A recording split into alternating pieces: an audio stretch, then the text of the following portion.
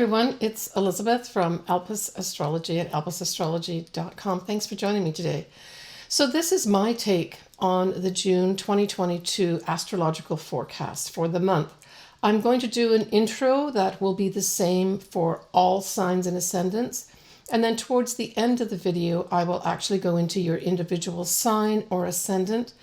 As usual, I prefer you to read first for or listen to your ascendant sign. That tells you what area of your life will be affected. And then you then should listen to your sun sign as well, because that just gives you a little bit more detail of what may be coming up for you in this month of June. All right, so we're going to start off with the 3rd of June. And the 3rd of June, we actually have Mercury retrograde that started in Gemini last month, now going direct, but it's going direct at 26 degrees of Taurus, which I thought was very interesting. So this whole Mercury retrograde has covered 2 signs. It's not totally unusual to have that happen, but you can imagine that Mercury is really more at home in Gemini. So when I saw this, as I looked at other aspects as well, and even though it's always positive to know that any planet, especially a Mercury retrograde, is going direct, but we're not out of the woods yet. So if you've been having some issues with any kinds of communications at all, contract negotiations, and it still doesn't seem to be resolving at the beginning of June, once this Mercury retrograde has gone direct, don't despair. It will go forward for you. Now, the thing that goes with this whole Mercury retrograde going direct is that we've got a square to Saturn. So that's adding in, at its most positive, a Mercury going direct with a square Saturn basically says disciplined thinking, right? So it could have you really getting serious about thinking about whatever it is that you need to do and being able to take some action on it. But it can also have another side. Saturn can actually dampen things down as well. So it might also be on this day that you are seeing things more negatively. And again, that kind of goes back to what I said at the beginning here, that we're not quite out of the woods yet with regards to Mercury coming out of its shadow. So hang on in there for a little while when Mercury will come out of its shadow period and then go into Gemini, its home sign, and things get resolved, especially with regards to any kind of communications or breakdowns in communications. And that actually is going to be on the 19th of June, where Mercury will go direct at 4 degrees of Gemini. So look to that week, the week around the 19th, where things actually start to really improve. All right, so when we look at the 4th, the next day, again, Saturn is highlighted, but it's because Saturn is going to go retrograde, and it'll go retrograde at 25 degrees of Aquarius. So this is going to be an influence of a few months. And I would say that with this whole Saturn going retrograde, it's really going to have, I would say, people in authority, institutions, that kind of thing, kind of staying in the background more instead of like laying down the law. This is more like, let's write some laws or let's rethink some of these things. So I see that as a positive thing with this Saturn retrograde. Now, if you do have anything around the 25 degree mark of Aquarius, you may have some kind of delay that happens unexpectedly where someone, maybe in authority, steps in and says, well, wait a minute here, you're not following the rules. You're going to have to do this, this, and this. So I guess knowing the heads up on that, I'm making this video I'm making this video on the weekend of the total eclipse in Scorpio. So you've got a heads up on that. If you are, putting together some plans, whatever, say you're, I don't know, building something or adding to a home, that you've got to get special approval from City Hall on that. So it's that type of thing I'm talking about occurring with this Saturn going retrograde. Yeah. Okay, so we have our first full moon on the 14th of this month, and it's a full moon at 23 degrees of Sagittarius, 25 minutes. It is at 4:51 a.m. Pacific Daylight Time. We have Mercury going direct, and it will be at 0 degrees of Gemini. So I thought that was interesting too. Anything that's at 0 degrees or 29 degrees of any sign are called critical degrees. So this does speak to some kind of communication. And because it's in Gemini, this could be the sort of foreshadowing of things resolving in that whole communication sector that will really take place around the 19th of this month. Now the moon in Sagittarius will be squaring Neptune, that is in Pisces. So this can bring in some illusions. Neptune also likes to dissolve things. So it would be a good time if you do have to get rid of some bad habits, like you're drinking too much or eating too much, that you can more easily do that, even though it's a square, but it'll certainly highlight this sort of thing where you've got bad habits potentially, and ask you to resolve some of them. We've got also the moon, though, will be sextiling a retrograde Saturn. So I saw this as positive, for sure, where maybe you are trying to resolve some bad habits of some sort, and or risk-taking as well. I mean, Sagittarius also can be a risk-taker. So with that square, it's saying maybe hold off on taking any risks to make your dreams come true, to make a wish come true. Something kind of like that's out there that you can't reach or can't quite hold on to. You're going to want to make it real with the Saturn involved here by sextile. Now you may get an opportunity because sextiles are opportunities, but because we've got that square happening there as well, it could just be that for some of us, that dream that you have, that wish that you want to make true, that vision that you have for yourself in the future, kind of seems to have a few clouds in it. But don't despair about that. This is just a temporary thing. And this is not an eclipse. It's just a full moon. It's going to bring something to light. However, this full moon harks back to another time when we did have a total new moon eclipse. And that was on the 14th of December, 2020. So I would say a useful way of using this full moon or utilizing this full moon energy is to look back and ask yourself what was happening around December 2020 that was new, that started new, and it was a total new moon eclipse. So this would have been a significant time, especially for Sagittarians and for the opposite sign, Geminis. This full moon brings things now to a conclusion and asks you, how are things going since you had that new start? So for Sagittarians, I would say that this is a time of reckoning is kind of the word that I'm coming up with, where some Sagittarians may have to look at that new start that they made in December 2020 or maybe January 2021 and ask themselves, is this working? Was this a little bit of an illusion? Because we've got Neptune now sitting on the full moon in Sagittarius.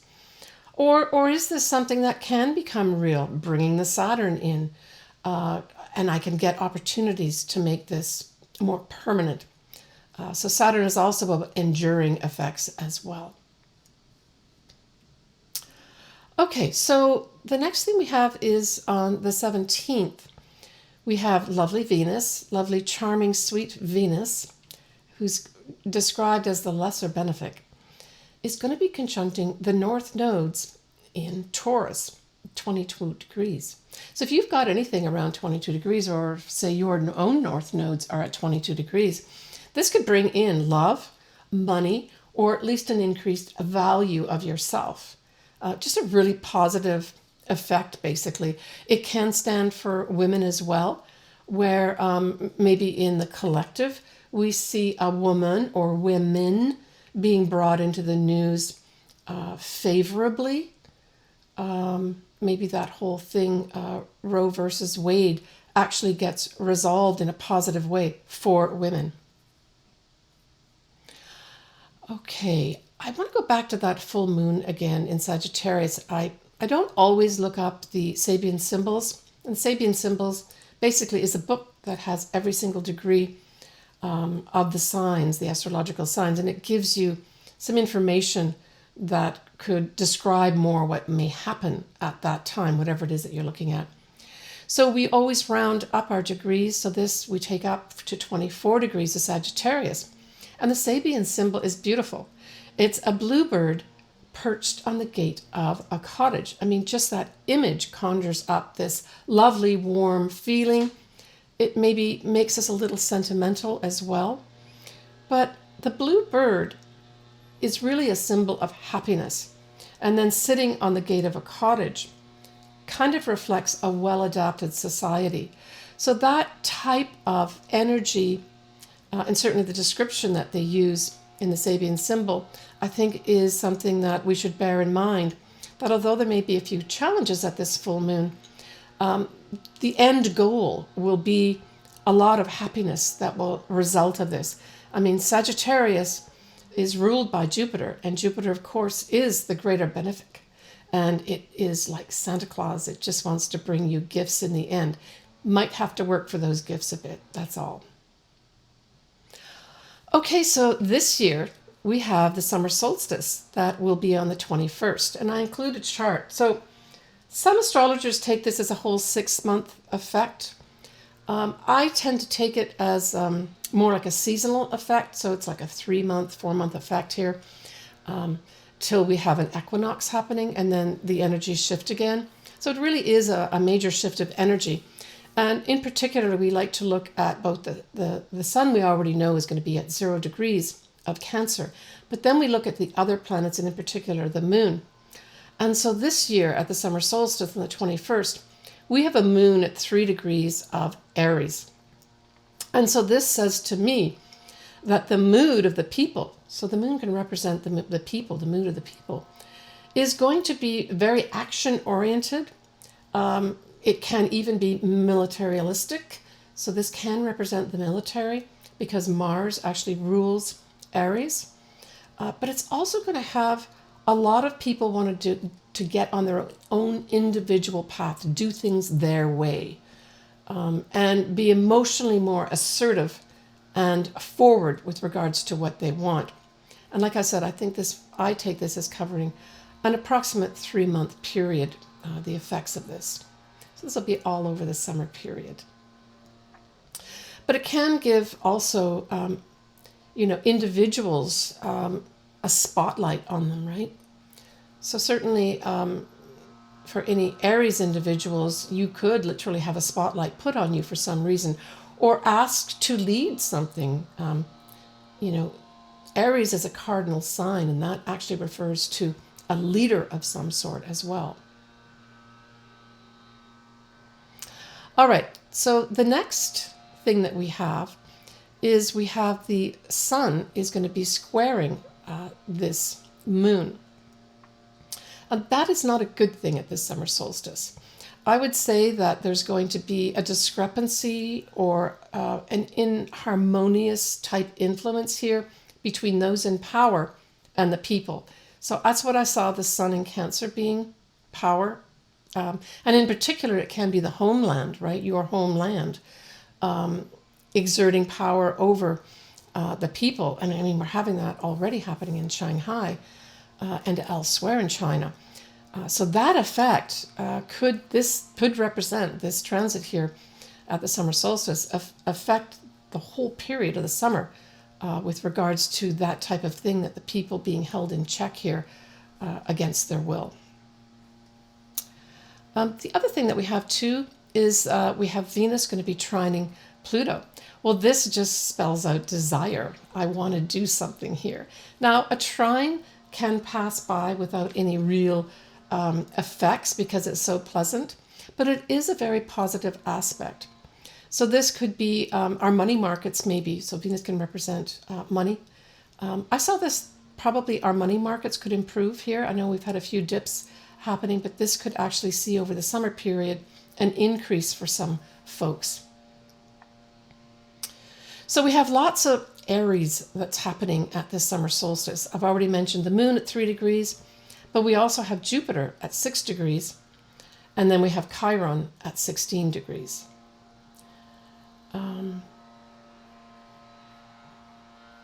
And Mars, which is the ruler of this moon in Aries, is at 20 degrees. So it seems to me that I think there may still be a lot of, like as I said earlier, military type action, individuals standing up and literally taking a stand, that type of thing, an expansion of that, especially with Jupiter in there. Okay. Let's move on to a retrograde that's going to happen. We're going to have Neptune retrograde at 25 degrees of Pisces on the 28th of June. Now, what's interesting is this 25 degree of Pisces also was where, very close to, within minutes, of that whole Jupiter conjunct Neptune that happened mid-April this year. It actually covered a lot of the whole period of April, but the exact was mid-April.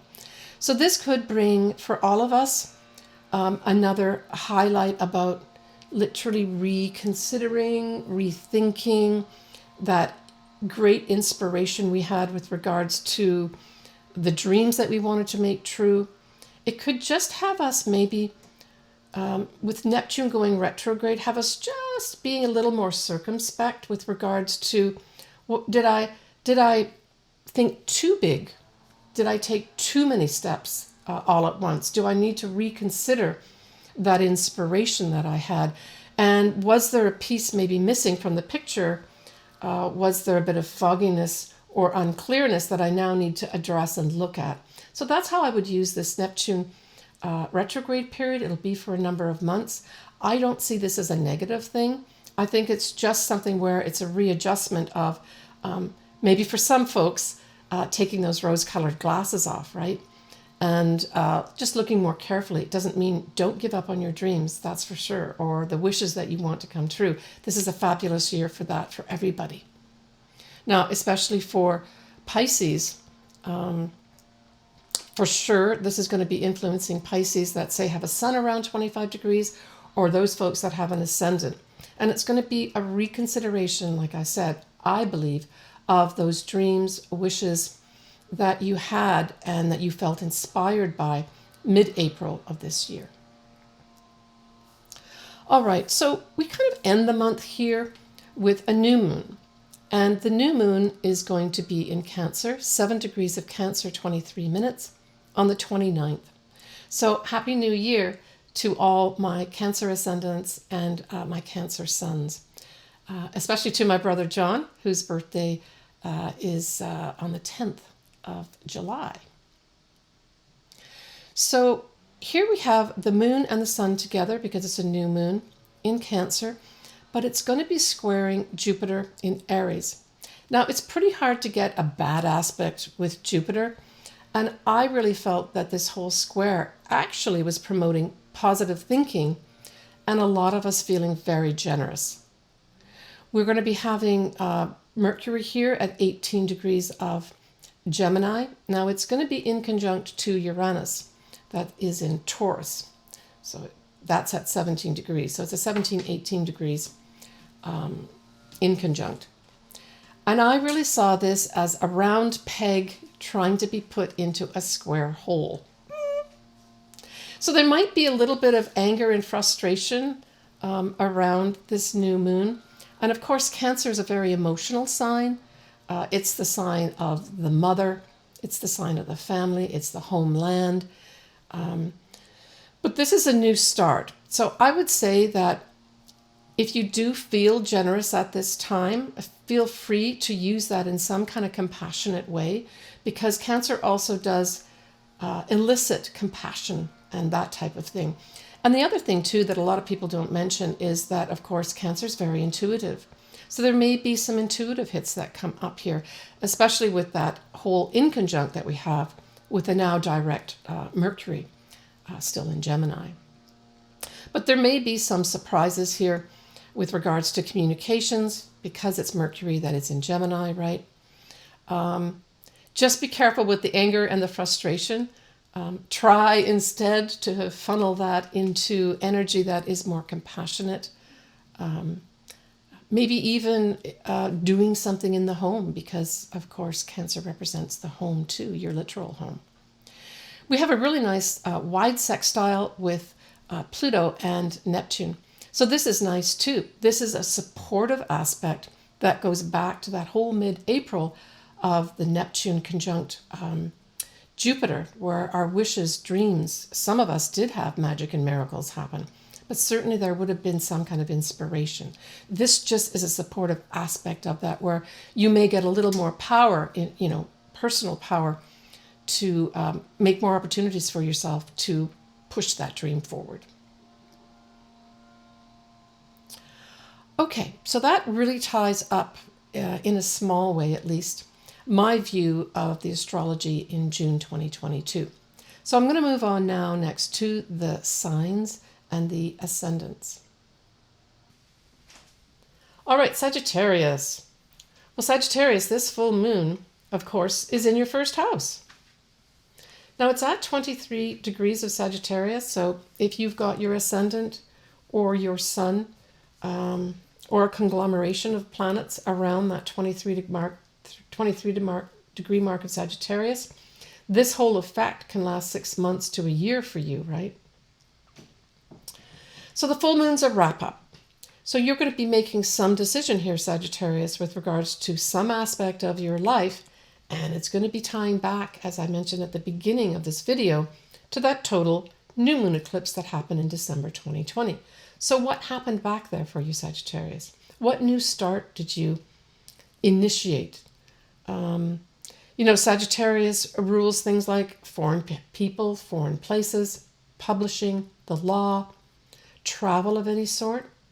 Was there some kind of travel that you took? Or was there some new thing that you decided you wanted to work on, that you wanted to get published? This could be a dissertation, for instance, that you were working on, that you had a new start on in December 2020, that now you literally get published. So that could also happen for some Sagittarians here. It also rules higher learning. So it could be a number of things. It could have some Sagittarians deciding to take up that advanced degree and end maybe working in a job that you say, you know what, I want to do this advanced degree, a master's or a Ph.D. And that's the full moon, where you apply and get accepted in a university setting to start this whole new chapter of your life with regards to your education. That can happen here as well. But whatever it is, it's a wrap up from whatever you started new back in December 2020. And because we have Sagittarius or Saturn here too, that's going to be turning retrograde or is retrograde around this time period of the full moon, there could be some reconsiderations. There could be an authority figure that steps in. Now let's just say, for an example, that you are going to be going for an advanced degree, Sagittarius. This could just be someone that has the rules and the regulations asking you to submit something before they finally accept you into the university. For those that are publishing things, it could just have an authority figure saying, could you just do a little bit of rewriting here and then we'll get this published. Okay. Now, Sagittarius, when we look at the new moon that is in Cancer, this is in your 8th house. So the 8th house is mainly a house of money, but it's shared resources. It's loans. It's money that you get from other people. It's inheritances. It's also our psychological self as well. So it's a new beginning here. So this could be saying that you have a new stream of money, maybe through an inheritance that came in. You are able to leverage this money in some way, some positive way. Maybe you buy yourself a new home because it's in Cancer. Maybe you do something nice for your mother who's done so much for you in your life, Sagittarian.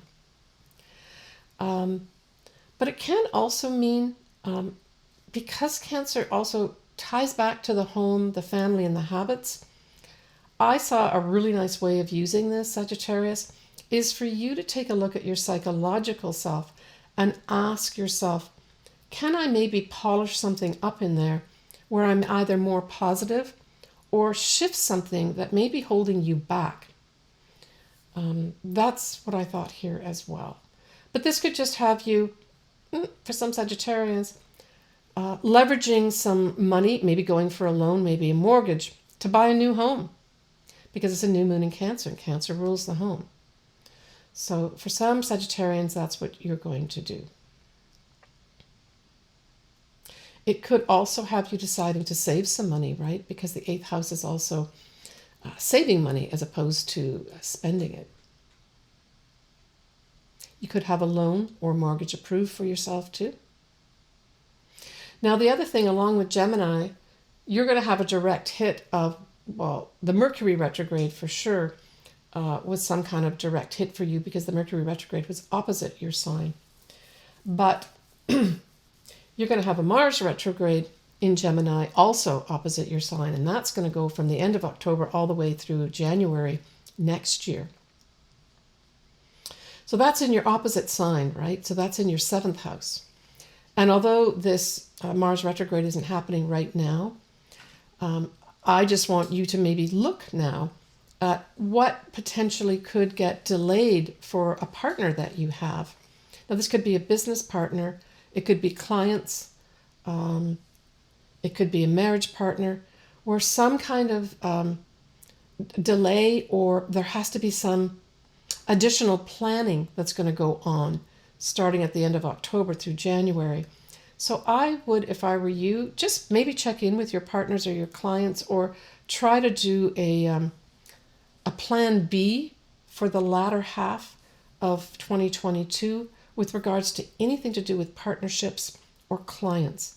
Now, this could even tie back to people like lawyers, your financial advisor, anything like that, where you're going to have to go back and do some planning with that person or with those clients. At its most positive, if you do have clients, it could have you deciding that you're going to put some energy into planning a whole new way of dealing with your clients. That sort of thing too. It could have you reconsidering or considering a partnership, a business partnership in particular. But for some reason, if you do have a marriage partner, there's going to be something up with that marriage partner that's going to affect you directly, and it's going to be some kind of delay and or at least reconsidering or planning something, that type of thing. All right, Sagittarius, take care of yourself.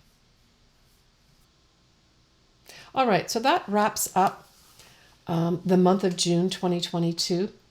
I want to thank everybody for listening in, commenting. I have so much fun listening to your comments and writing back and giving you. I've got lots of new clients that have come in from all over the world. I want to say hello to everybody that I've been doing Zoom astrology sessions on. I've had so much fun with all of you. I'm just going to give you a little bit of heads up on the July 2022. We have Mercury and Venus going into Cancer. So if you've got any placements in Cancer, that's bringing good news, potential love for some Cancers, and some money maybe too. We're going to have Mars in Taurus conjuncting the north nodes of the moon. So this is bringing some action with regards to, especially those folks that have north nodes binatally in their chart in Taurus, as well as conjuncting Uranus. So some surprise new start for some folks that are associated with that north nodes in Taurus. We'll have a full moon that's in Capricorn. So for Capricorns, there's going to be some wrap up for you. And we'll have a new moon in Leo that I have mentioned already in Leo's forecast. I see that as a bright, shining star. So Leos, if you're having any challenges, know that that new moon on the 28th of July, which I will cover in my July video, is going to be a super positive time for you. And for some folks, there might be some fame coming your way, Leo.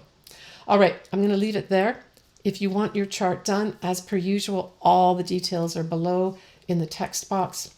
I love hearing from everybody, and I love doing everyone's astrology. Take care, and we're going to see you next month. Bye for now.